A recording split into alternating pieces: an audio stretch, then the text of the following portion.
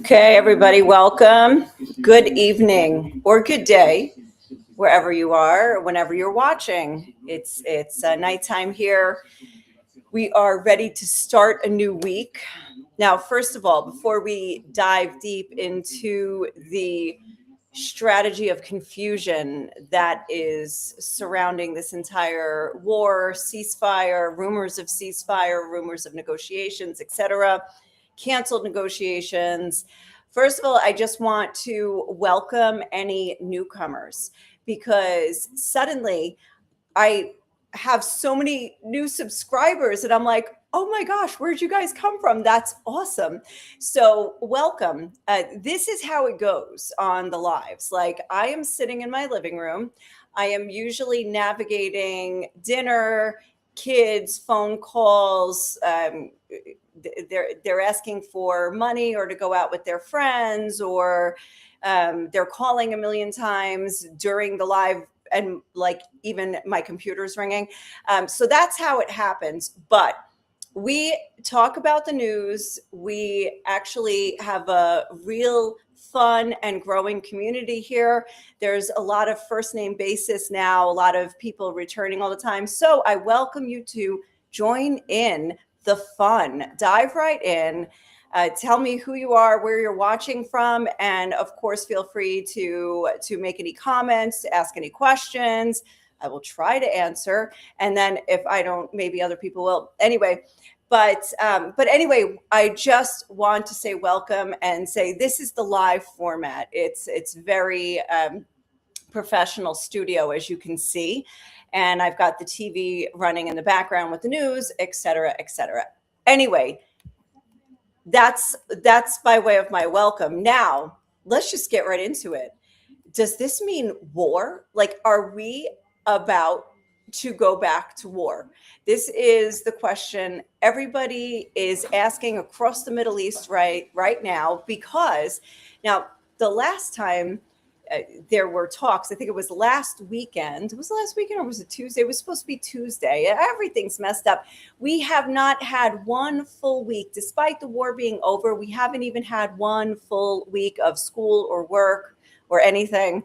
It's, because of holidays or commemorations, or, there was the Israeli Holocaust Day, then there was the Memorial Day, then there was the Independence Day, then there was the Armenian Genocide Day. So I just feel like we just never have a full week of normalcy, because then there was war before that. So that's it. So will we have a week or not a week? The week starts tomorrow here in most of the Middle East. I mean, I know it starts tomorrow everywhere. It starts on Sunday everywhere. However, here is the first day of the work week and school. And here's the big question. Now, Vance was ready to get, JD Vance, the vice president of the US, was ready to get on a plane on Tuesday, I think, to go to Islamabad to meet with the Iranian negotiators. And Iran said, we're not sending anybody. That's it. And then the US was like, we're not going. So now with this one coming up, President Trump was like, okay, fine. I'm not going to send Vance. I will send Steve Witkoff and Jared Kushner, my negotiators, and I'm going to keep the vice president home. I will send him if the talks develop into something more serious. Then I'll send the vice president. Then there was all week long, the fog of whether or not Iran itself was going to join. They were saying, we're not going to, we're not negotiating. They're saying they have all the cards. Trump is saying he has all the cards. But at the last minute, the foreign minister, Abbas Araghchi, arrived in Islamabad. So he was there today. What happens today? Let's check out what happens today with the U.S. I'm going to go finding a screen right now, and we'll share. Let's see. Have I figured it out? Yes. President Donald Trump, I just canceled the trip of my representatives going to Islamabad. going is Islamabad. Okay, Pakistan, to meet with the Iranians. Too much time wasted on traveling, too much work, besides which there is tremendous infighting and confusion within their, in quotes, scare quotes, leadership. Nobody knows who is in charge, including them. Also, we have all the cards and they have none. If they want to talk, all they have to do is call President Donald J. Trump. So this time, the Americans stood them up and said, we're not coming. So now we're all sitting here wondering, okay, who makes the next move? Now, there's a lot to unpack in a statement. By the way, he also said, I think in response to a reporter, it's not worth the 15-hour flight. I'm not sending my people if there's nothing going on here. So he is holding back and not, he's now, Trump has said a few interesting things lately that he said America, by double blockading, there's the Iranian blockade of the Hormuz, which everybody was like, oh, they just did it. They just blockaded their Hormuz. Now everybody's going to be upset about this and that. And then the U.S. Navy just backs in and they're like, oh, we'll call your blockade and up it, and now they're blockading the blockade. So the blockade is blockaded, and Iran is apparently losing a lot of money on a daily basis. I mean, this is what Trump is saying. But what is going on within the leadership of Iran? Now, I don't know. I'm going to tell you all of the reports that I have heard, that I have pieced together, because what Trump is saying is that there is confusion in the leadership. And by the way, I just want to say hi to Marilyn. Thank you very much for joining. And also, I think Lisa, Trump is a joke. And that's honestly, it is like, this is the Trump strategy. And he is totally just, I think, just blowing confusion everywhere. I think everybody, right? I mean, maybe the Iranians are doing the same thing. But what is happening within the leadership now, there have been reports since the beginning that Mustafa Khamenei, who was eventually voted to take his father's place, his father was killed in an Israeli airstrike in Tehran on the first day of the war, February 28th. And he apparently stepped out and of the room. The bomb hit where he previously was, killed like his whole family, his father, mother, I think some others, and he was badly injured. And the reports are now that he is disfigured, perhaps incapacitated. I mean, detailed reports of that, a leg amputation. And I don't know. Now, in Israeli intelligence circles, they're starting to say that he is that he's not alive, that he is dead. This is what and again, is this just a false flag, even message that's coming out that he's dead, or which one is right? Anyway, we've never heard from him physically. Like, he's apparently made statements in writing. Nobody's heard his voice and nobody's seen his face. And I just wanted to pop up this one. Trump is lying about Iran. I want to hear why you say that, because do you think that the leadership is fine and intact and that they actually hold the cards, or what about that? What part about, what is he lying about Iran? Is it about the leadership? Because there is, anyway, I'm curious, because what I have been piecing together is that there is a little bit of a civil war going on within Iran. There's the military echelon and the political echelon, and the two are at odds. You've got the military, which is the stronger part, and they're represented, by the IRGC, the Islamic Revolutionary Guard Corps. And then the political echelon are the other players that you hear of, such as like Mohammad Ghalibaf, who's the speaker, and also the president, Pezeshkian. Okay, Iran is united and determined not to surrender. I mean, the government, maybe not all the people, though, but I would say that definitely, if but are you saying, because what I'm hearing is that there's division between the political and the military, and that the military echelon, like IRGC, has been like really actively like forcing, let's say, like, don't negotiate, like they don't want to negotiate, they don't want to capitulate to the US, they don't want to make concessions and stuff like that. So but I am hearing the opposite. I am hearing that the political infrastructure is not united anymore because of the potential economic crisis. I mean, Iran was already in an economic crisis, but now that it could actually be even more so because of the blocking of the Strait of Hormuz, because they're losing money from the oil that can be shipped from Karg Islands, etc. So the idea of a color revolution is not going to happen. I mean, that's definitely one line of thinking, and could be entirely right at this point. Wait, I'm jumping onto your next comment. Trump needs an off ramp, but will not take it to save face. And again, this could be the total other side of the issue, is that maybe Trump is actually like this.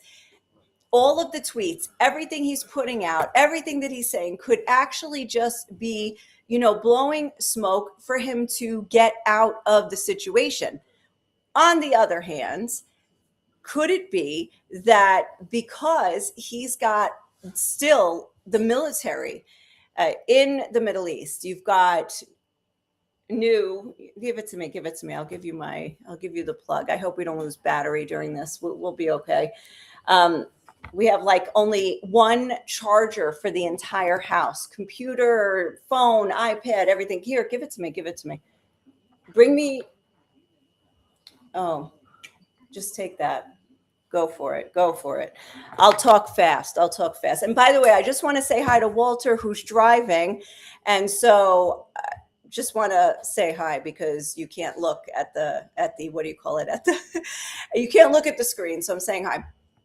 So anyway, the U.S. military is still there. Israel has been constantly saying, "Hey, we're ready. Just let us know. We're ready to fly." And there are so many ways this could go.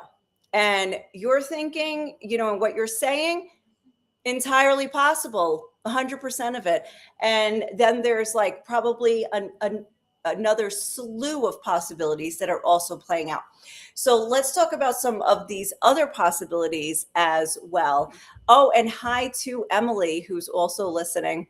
Saturday's probably a rough day for you guys in the US. Here it's like Saturday night for me is just like, wow, ready to get back into it. Okay. So I just wanted to say, let's bring up, here's the opinion of one strategist, retired General Jack Keane, who warned that Iran feels like they have the advantage in dragging out the current war, seeing the extended ceasefire as a victory over President Trump. So he told this to Fox News. He praised Trump as the U.S. best advantage in negotiations with Iran. He also warned that those at the negotiating table need to be realistic about where Iran stands. The IRGC is the current dominant force in Iran's government, Keane said, meaning that the U.S. is dealing with hardliners willing to drag the conflict out for as long as they can. Here's his quote. These people are all the same for their bona fide hardliners, and where they are coming from going into these talks is that they made progress to get the U.S. to go to a pause and a ceasefire once they closed down the Strait of Hormuz. because they believe that decision was made because of political and economic pressure.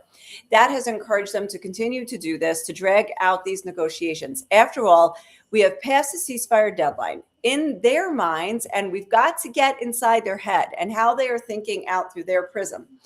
But how are they thinking? They believe that's a good thing.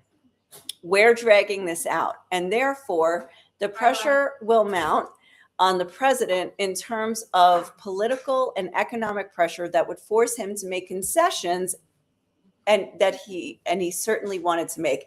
That is a really bad transcript. Somebody made a few errors here, and I should have read this before I read it to you. Okay, Keane warned military leaders will absorb. Will absorb suffering much beyond anything we think is tolerable, because they do not care about the suffering of their people. So this is a very interesting perspective as well, that they are, look, Trump talks like he won, says he won, I won, I'm winning, we're just waiting for them, we have all the cards, the table's open, when they want it, just come. And meanwhile, they're saying the same thing. We shut down Israel, and we brought America to the negotiating table, and now we're just not showing up. Like, they showed up today, but they didn't show up last time. And anyway, they showed up. Anyway, I didn't even get to the whole, like, whatever they said. So everybody's a winner. Everybody thinks they're a winner. So the question is, what actually is going to happen? And spoiler alert, I don't have the answer. So if you're waiting for one, wait longer. I'll come up with it, but maybe tomorrow. But in the meantime, I want to say hi to Mike. And Mike says, did you hear that some of the IRGC got poisoned the other day? I heard a story like that, and then I never saw it again, and I never had a chance to try to verify it or see if that was real news, fake news. So I did hear something like that. Okay, so let me see also what do I have here? Oh, I wanted to talk to you guys about, so who is the one who is in charge now? What they are saying, because this is the name that comes up all the time is Ahmad Vahidi. Who is Ahmad Vahidi? And he is Iran's new IRGC commander. And hi, Tony. Tony's on his way home, guys. That's so funny. But Tony, even without you, I've remembered to put the comments on the screen, which is like a miracle, right? Who is Ahmad Vahidi? And how long should we get to know him? Because if anything, if the war picks up again, is he now on the top of Israel's hit list for assassinations? Will he be able to evade a targeted killing? And anyway, who is he? They're calling him a hardliner. They're saying he's the one actually ruling the country in the absence of Moshtaba. And also what I said yesterday, and I've heard this, is that though there was always the rivalry and the tension between the political and the military echelon, that the Ayatollah was able to be the umbrella for the two, to bring them together, to kind of be the stabilizing factor. And so he kept them balanced, and he was basically the check and balance of the two disparate organizations. So that is interesting. And with Moshtaba not there, and also even if Moshtaba was there, he doesn't have the history. He wasn't previously the leader, and there's no way of knowing if he would have been a unifying factor for the two factions. Somebody else is coming in. It's Ryan again. Oh, it's the children. The children are all coming in. Even children that aren't mine are in. Excuse me? Oh, are you mine? Yeah. Oh, okay. And Not my blood also brother. my adopted children are here now too. Adopted? Okay, or whatever. Sometimes live-in children, I don't know what. Okay, Ahmad Vahidi is a senior Iranian military and political figure who has recently been appointed commander of the IRGC. And let's see, he assumed leadership after the deaths of several Iranian commanders during the war with Israel and the U.S. His predecessor, Mohammed Pakpour, was killed during the initial phase of the joint U.S.-Israeli strikes. Let's see. So he has been involved with the IRGC since shortly after the revolution. So that's back in 78. During the 1980s, he rose through the ranks, holding positions in intelligence and military leadership.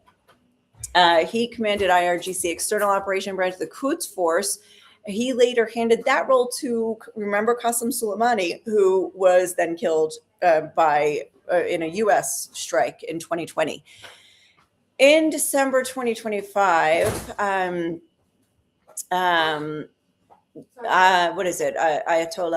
Khamenei appointed Vahidi as the deputy commander of the IRGC, positioning him as a key figure in preparing Iran's forces for potential conflict. All right, so this is just giving that's his resume. Now let's see. I'm gonna eat and then go to shower. Okay, that's probably the worst thing to eat before you start ready to like have this rush of sugar and then go to sleep. I'm not eating this. Okay. What did he do? He issued a red notice over alleged involvement in 1994 of the bombing of the Jewish Community Center in Buenos Aires. And he has been sanctioned over Iran's crackdown on protests following the death of Mahsa Amini in 2022. And okay, so that's a little bit of a background of who is believed by some to be leading the IRGC and in some ways driving the position of the government today, Ahmed Vahidi. So you can learn his name and remember for now. Okay, so now let's turn a little bit to Lebanon. And as I'm just going to be checking some notes here. Now, in Lebanon, like I've said before, if you call this a ceasefire, I would hate to see what a war looks like, because there is a lot of military activity going on in southern Lebanon. It has not stopped just since, despite the fact that there was a ceasefire. Mostly, let's say, the Israeli military is whatever ground they took during the war, they have not given up. They are now implementing what many people are calling a Gaza policy, and they are bulldozing buildings in southern Lebanon in the various villages, especially the Shiite villages, also many places in Christian villages as well. But I don't know if there is a strategy, if it's everything, if the strategy is we bulldoze everything, or if it's like specific towns where they say that we have, or we know we have a like there's a threat, or Hezbollah was here or something like that. By the way, I just want to pop this up before I get too far from the topic. Mike says, and I'm sure he will be a distant memory soon. We're talking about Ahmed Vahidi, where he probably knows that he is on the most wanted list right now. So we'll see how good his hiding spot is. Yes. Anyway, so back to Lebanon. So Israel is bulldozing buildings and villages. If you look, there have been some pictures that have come out where people say, where do you think this is? And of course you say like, oh, Gaza. And then they say, no, it's actually Lebanon. Who's crying? Daniel, and he's watching a video of a plane. Daniel, come here. Oh my gosh. I'm saying, are you okay? Go check on him. I think it's Mimi. It's, he wants to go to, oh my God, Daniel is having, my oldest son has been watching these generated sounds that are like supposed to be soothing. And he used to be on Rain, and Rain is great, right? Rain, thunder, love it. I even want to keep it on at night, and listen to it. I let him, like, if he falls asleep in my bed, I'm like, yeah, like, stay here and let's leave that on. And it's like so soothing. But in the last couple days, he's moved on to an airplane. The sounds of an airplane, it's just this high drum, which you don't even realize until it shuts off, right? But what is he doing? He's staring at that, and he is saying the names of his grandparents, Mimi Gong Gong. He is saying, by the way, Emily, since you're here, he is saying Evan specifically. I think he said Zem and Hart.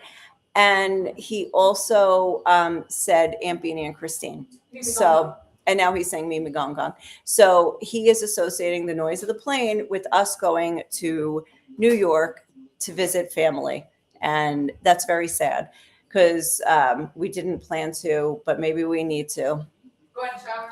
It's kind of hard to get out of here, though, I do have to say. I have a friend who was see you soon. I have a friend who was supposed to visit. I don't even know when she booked the tickets, but she said that it was like she was supposed to come this week, and everything was canceled. It's on United, and United is canceled through like August or September or something like that. So anyway, like we live very uncertain lives. So I'm not really sure, but Mimi and Gong Gong, should there be no war, Mimi and Gong Gong should be here to see Daniel, but I don't know if we can last another month with him in this state of depression. All right. Anyway, next live from New York. Just kidding. Okay.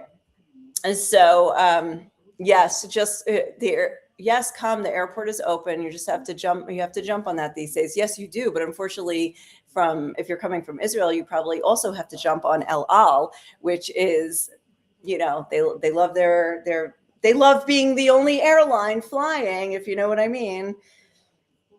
Okay, let me see. I know I was talking about Lebanon, but in the meantime, so I was telling you about how Lebanon is looking like Gaza in a lot of these villages. Well, at the same time, as we've talked about, there is the negotiation going on between Israel, direct talks between Israel and Lebanon, the governments, and bypassing Hezbollah and Iran. So so Hezbollah is obviously opposed to that. It will definitely turn more firepower against them because then it will be an international effort to disarm them, not just the responsibility of the Lebanese army. So if that happens, then they don't want that to happen. They want to maintain their autonomy there, so they are opposed to it. So you have seen definitely an increase in the number of attacks from Hezbollah toward Israel. Now they were silent for several days. It was a quiet border. Israel was still operating militarily. They did not withdraw. There were still targeted assassinations. There weren't airstrikes, but they were there on the ground. And there are still confrontations between Hezbollah and the military, but they hadn't launched rockets and drones. Now they are. Over the past couple of days, there have been several. Now, a lot of this, in my opinion, is to coincide with the negotiations between Lebanon and Israel that Washington is hosting. And that is probably to throw a wrench into a potential normalization agreement, because it's all going to come back to them. Oh my gosh, today I read an interesting story about how Mahmoud Abbas, the president of the Palestinian Authority, was caught on tape saying, oh, the Saudis deserve to get hit by Iran because of potential normalization with Israel. And that got leaked. And then the reporter, I think, Chen Mazag, I think his name is, equated that with Hamas when merely condemning U.S. and Israeli strikes on Iran in a press release, but not actually doing anything about it. Whereas Hezbollah got involved, and they're like, "All right, we have to come, to Iran's side because they're our benefactor, and they send us money and weapons, so we've got to jump in." And so we'll attack Israel, but Hamas didn't. Now I don't know how much you can really expect Hamas to do. Israel is very much like encroached on them in Gaza. Not to say they don't have weapons, they do, and they are using it also against their own people. So they have their weapons, they have everything. So I don't really know what they could actually do. I mean, it would be like somebody 3 foot tall trying to go against a basketball guard who's like 7 foot, because Israel's like towering over them. Like, what are they going to do? Like, how are they going to get anything past that defense? So anyway, so it was just an interesting perspective. And also now just knowing like the Palestinian issue is really like it's just dropping on the priority list of the region and of all of these Muslim countries in the region. It used to be that once there's, if we solve the Palestinian-Israeli conflict, then we can make peace. If there is a Palestinian state, then we can make peace. And then that rule book was thrown out, first of all, by the UAE and Bahrain when they they created the Abraham Accords.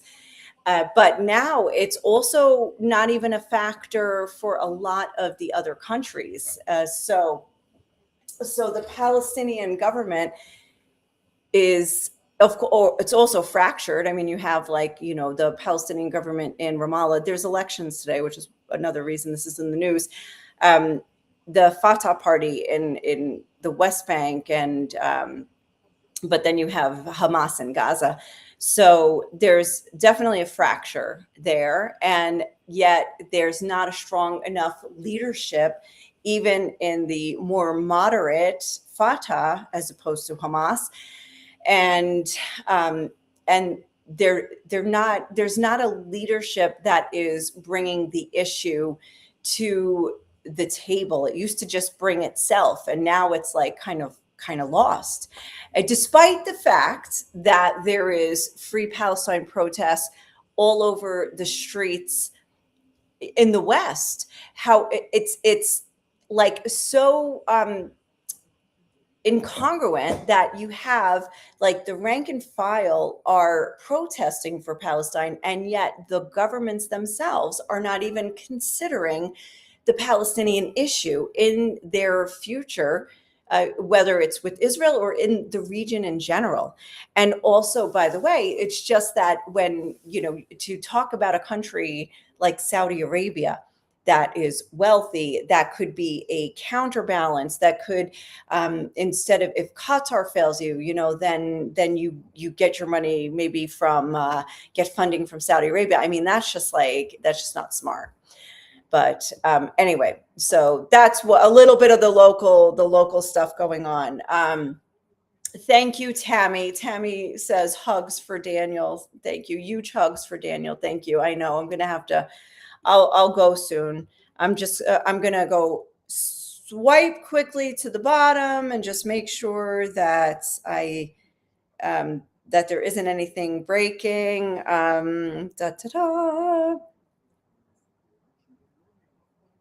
Oh, but the president of Iran, Pezeshkian, called today for everybody to save electricity due to the blockade. So Iran is going to suffer. They are kind of in a lockdown. Okay, I told you about rockets launched.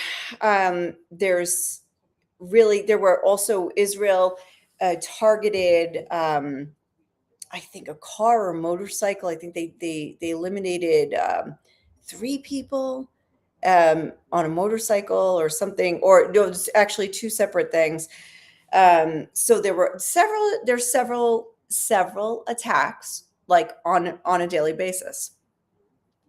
And the casualty count on that Oh no, there's casualties also in another. So I told you there's a few. There's a few. Okay, so Arakchi in Pakistan, he departed from Pakistan. He's on his way back to Iran. And President Trump told Fox News, I told my people who are getting ready to go to Pakistan, no, you're not going, you're not flying 18 hours there. All the cards are in our hands. They can call us whenever they want, but you're not going to take any more 18-hour flights to sit and talk about nothing. All right. And that's it. I came to the end I came to the end of the latest news. So that's good. Okay. So something will break as soon as I say goodbye. That's usually what happens. All right. Well, anyway, I am going to wrap it up as usual. This was great. Thank you very much for your involvement, and this was awesome. Thank you also for your support for Daniel, and I will go talk to him right now, and I'm definitely going to wrap up right now because Tony just walked in. So anyway, stay tuned because the talks failed today. That could be war tomorrow or not. Could be nothing. We could just be waiting. We could be in a ceasefire. We could be in an eternal ceasefire, which would be like purgatory or something. So I don't know what to say, except I'll see you next time. Thank you very much. Ciao and good day, good night, wherever you are.